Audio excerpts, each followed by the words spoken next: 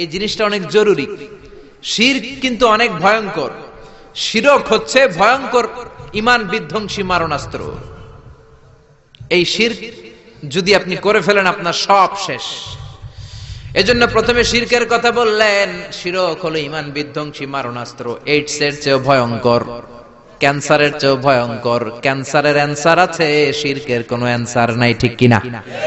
বিশ্বনবী বলেন আখফা মিন দাবিবিন নামাল, পিঁপড়ার চেয়েও গুটি গুটি পায়ে তোমার দেহের ভেতরে শিরক নামক ভাইরাস ঢুকে তোমার ঈমানকে সারখার করে দিবে, ঠিক কিনা? এজন্য কখনোই কোনোভাবে শিরক করা যাবে। আমরা যখন নামাজে দাঁড়াই আল্লাহ বলে নামাজ পড়ে পড়িস, আগে বল শিরক করস কিনা।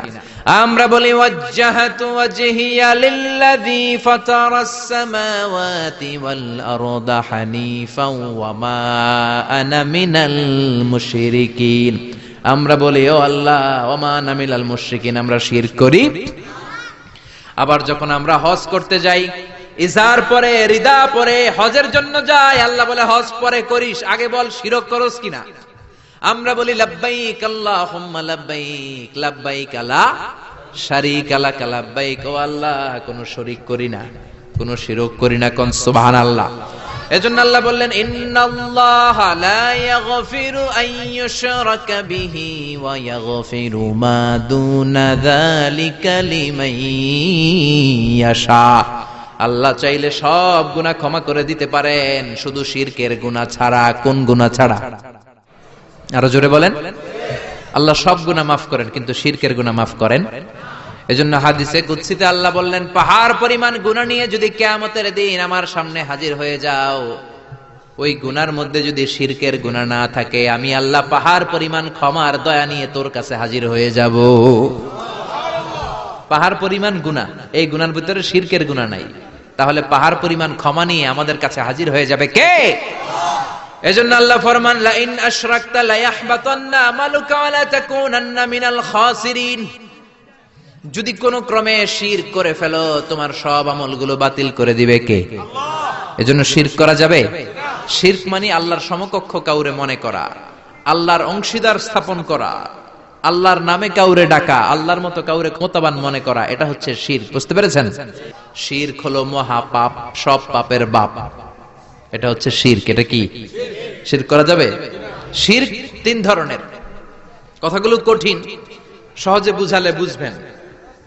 সহজ করে কইতে আমায় কহজে, সহজ করে যায় না কওয়া সহজে।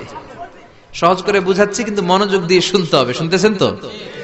তিন প্রকার। প্রথমে শিরক দুই প্রকার, শিরকে আকবার, শিরকে আসগার। শিরকে আকবার মানে বড় শিরক, এই শিরক করলে আপনি মুশরিক, আবার নতুন করে কালিমা পড়তে হবে। এটা তিন ধরনের। শিরক ফির রুবুবিয়া, রব হিসেবে মানতে হবে একজনকে, তিনি কে? আল্লাহর ছাড়া যদি অন্য কাউরে রব মানেন, আপনি মুমিন না মুশরিক?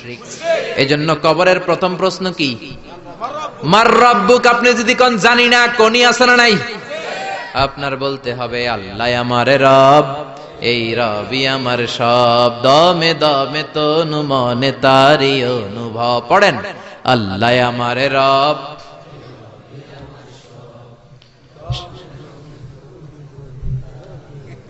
আর শিরকু ফির রুবুবিয়াহ, রবের নামে যদি শিরক করেন, ফেরাউন বলেছিল আনা রব্বুকুমুল আ'লা, আমি বড় রব, আমি বড় খোদা। আল্লাহ কয় তুই হুদা।